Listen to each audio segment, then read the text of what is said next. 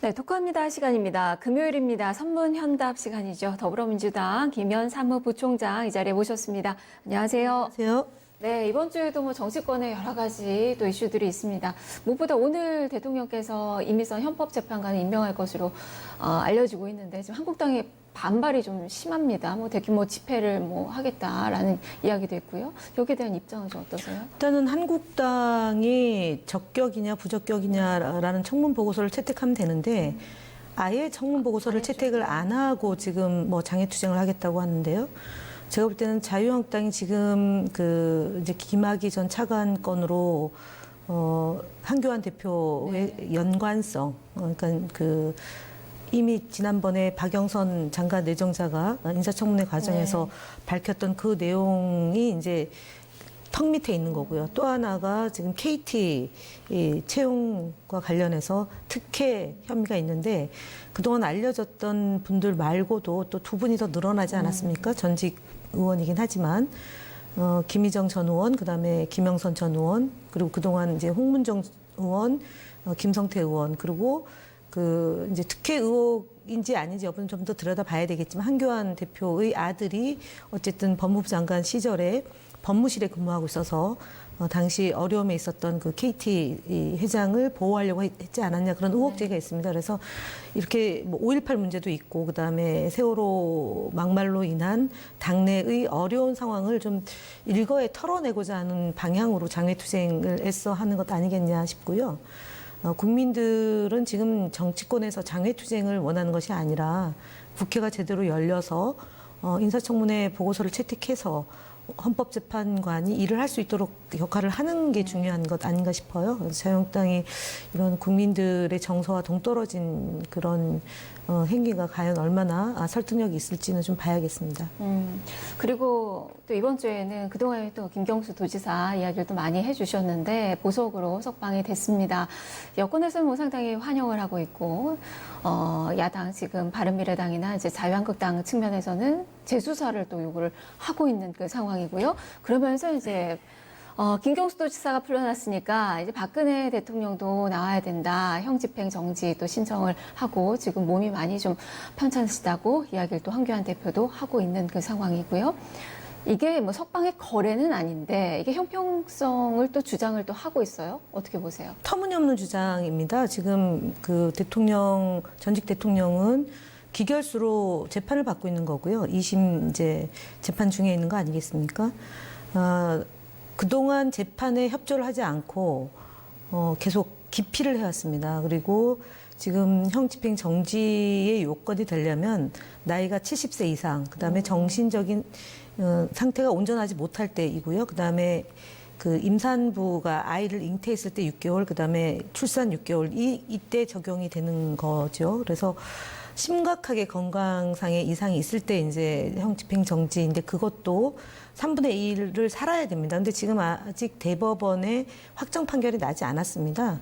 그런데 어떻게 형집행 정지를 합니까? 그러면은 특권을 인정해 달라는 것밖에 더 아니다라는 점 하고요.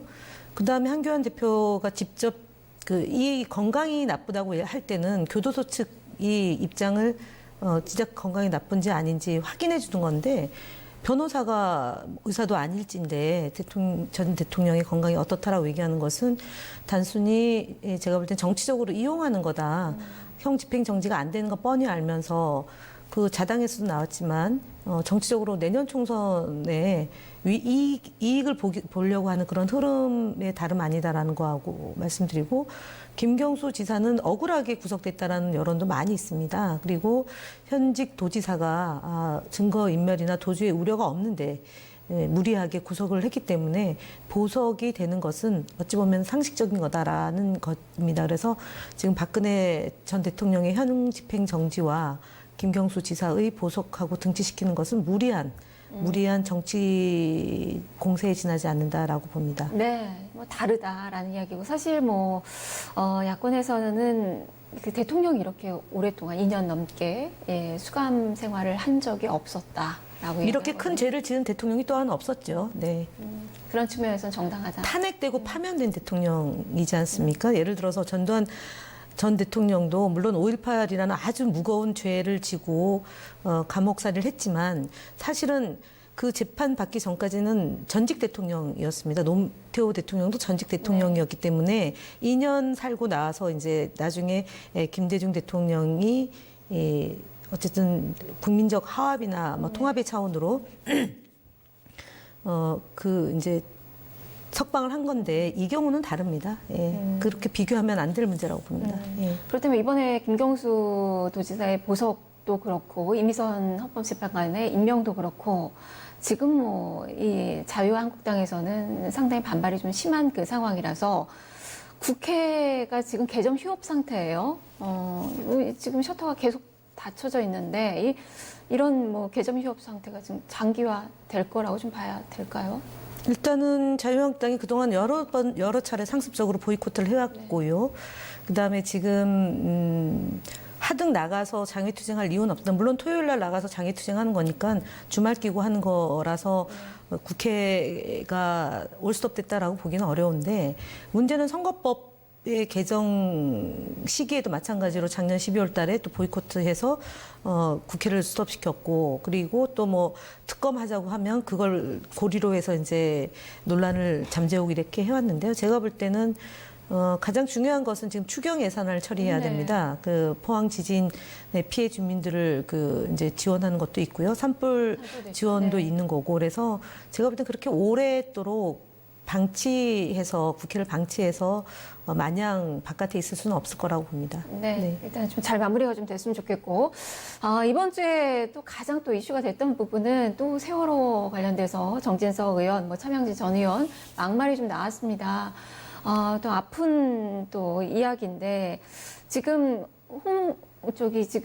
황교안 대표 같은 경우도 머리를 좀 숙이고 그리고 지도부에서 지금 상당히 좀 잠재우려고 많이 좀 노력을 하는 것 같은데 이 논란은 좀 계속 확산될 일단은 거라고 오늘 윤리위원회가 소집된다고 하니까 그 결과를 봐야 되겠지만 지금 이런 그 자유한국당 내에서 상종 못할 그런 말들이 나오는 배경은 5.18 강주 영령들을 훼손하는 정신을 훼손하는 발언을 한 당대표 후보와 최고위원 후보를 방치했기 때문에 비롯된 거다라고 봅니다. 오늘 뭐 같이 결론을 낼지 어쩔지는 봐야겠지만, 그러니까 과격하고 국민을 분열시키고 영령들의 그런 이 행동을 폄훼하는 것이 당연시되는 그런 일군의 좀 극단적인 주장을 하는 흐름이 당 안에 많이 들어와 있기 때문에 이런 현상이 벌어지는 것이고요. 제가 볼 때는 뭐 정진석 의원에 대해서는 좀 가볍게 처방을 가볍게 이제 할 것이고 그다음에 차명진 전 의원에 대해서는 뭐 세게 조치를 취할 수 있다라고 이제 갈라서 보는데 정진석 의원은 무려 4선 의원입니다. 그러면은 정치를 굉장히 오래 하신 분이고 국민의 정서나 또는 이런 이 문제를 해결하는데 더욱더 가볍게 처신하면 안 되는 위치에 있는 분들 아니겠습니까? 그래서 이분이 발언한 내용이 차명진 의원보다 덜 자극적이다라고 해서 가볍게 여긴다면 제3, 제4의 이런 세월호의 참사를 야기시킨 박근혜 정부에서 같이 이렇게 함께 세력화했던 분들이 또다시 내년 총선을 앞두고 가슴을 휘업하는 일이 벌어질 수 있기 때문에 자유한국당이 진심으로 사과를 하는 마음이라면 두 분에 대한 조치를 정말 과단성 있는 조치를 해야지만 두 번 다시 이런 일이 벌어지지 않을 거라고 봅니다. 왜냐하면 홍준표 전 대표께서 이 두 분의 윤리위의 조치에 대해서 그게 무슨 그럴 만한 사안이냐, 뭐 여론을 편승하는 것 아니냐라는 얘기가 나왔습니다. 그렇기 때문에 그런데다가 이제 또 뭐 거기 홍준표 전 대표의 특보를 지낸 강현재 변호사도 또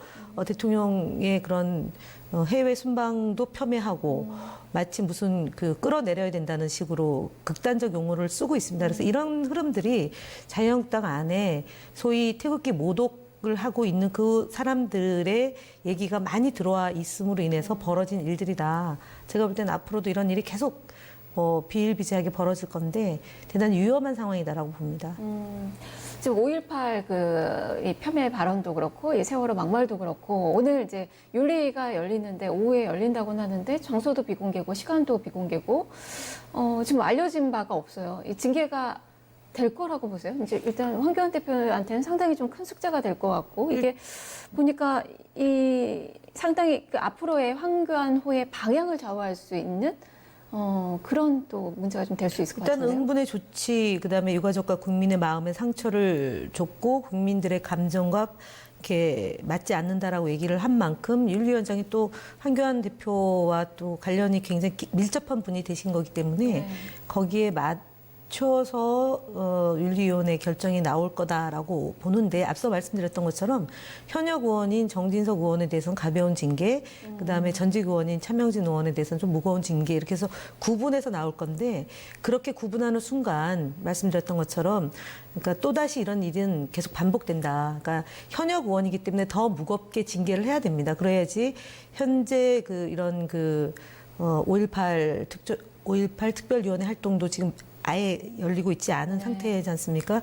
이런 역사적 과제를 풀어내야 될 현역 의원들에게 이런 말들을 함으로 인해서 자유한국당이 과감한 조치를 한다라는 것들을 상징적으로 보여줘야지 논란이 더 이상 이런 큰 논란이 안 생기는데 전직은 무겁게, 현직은 가볍게 하면 현직 의원들 안에서 그런 이런 헌법 정신을 훼손하거나 아니면은 국민들의 법 감정뿐만 아니라 정서에 위반하는 발언과 행위들이 끊임없이 반복될 거다라는 이 점입니다. 막말은 사실 이 극우적인 그런 지지자들에게는 상당히 좀 호응을 얻지만 좀 더 보수층은 오히려 멀어지게 하는 그 효과가 있잖아요. 왜 이렇게 막말들 많이 한다고 생각하세요? 그렇죠. 그러니까 지금 최근에 자유한국당이 이제 보궐선거에서 한석을 좀 이기고 그다음에 지지율이 그동안 최악의 경우 한 자릿수 지지율에다가 이제 10%대여서 20%대, 30%대까지 올라가니까 그렇게 해도 되나 보다. 그렇게 막 함부로 얘기하고 자극적인 용어와 이 행위를 해도 지지층을 결집시킬 수 있다라는 잘못된 판단하에 이런 일이 벌어지는 거라고 봅니다. 오늘 여론조사에도 보지만 어쨌든 대통령의 지지율이 부정평가보다 긍정평가가 더 높게 나왔고 저희 더불어민주당의 지지율도 40%, 자유한국당이 20%대로 또 다시 이제 낮아진 건데 지금 이러한 것을 그러니까 제대로 파악을 해야지 되는데 제가 볼 때는 앞서 얘기했던 장외투쟁의 배경이 이미선 헌법재판관에 대한 규탄이라기보다는 한교안 대표가 여러 가지 문제로 지금 곤란한 지경이 처해 있기 때문에 이것을 국면을 전환하기 위한 하나의 카드로 쓰고 두 번째는 한교안 대표가 자유한국당의 어쨌든 유력한 대선 후보이기 때문에 한교안 대표를 보호하기 위한 그런 일련의 흐름으로 가고 있다. 그래서 아마 이런 것, 그러니까 계속 이제 진흙탕 싸움인데요. 그것을 발을 빼야 되는데 굉장히 어려운 상황으로 계속 갈 수밖에 없다라고 봅니다. 황교안호의 2차 시험대라고 할 수 있을 것 같네요. 네. 말씀 잘 들었습니다. 네, 더불어민주당 김현 사무부총장이었습니다. 자, 여기서 오늘의 퀴즈 시간 갖겠습니다. 어제 정답부터 좀 공개를 해드릴게요. 어제 정답은 금융통화위원회였습니다. 최정현님 축하드립니다. 선물 보내드리겠습니다. 자, 오늘의 문제 이어서 드리죠. 헌법과 법률을 바탕으로 양심에 따라 독립하여 심판할 수 있는 권한을 가진 재판관을 무엇이라고 할까요? 라는 문제입니다. 정답 아시는 분들은 뉴스토마토 유튜브 페이지에 오셔서 먼저 구독해 주시고 현재 방송되고 있는 스트리밍 화면이 있습니다. 자, 여기에 댓글로 정답 달아주세요. 정답을 남기실 때는 이메일 주소 함께 남겨주셔야 선물 보내드릴 수 있습니다. 선정되신 분께는 영화 티켓 2장 선물로 보내드리겠습니다. 여러분의 많은 참여 기다리고 있겠습니다. 톡합니다 함께 하셨습니다.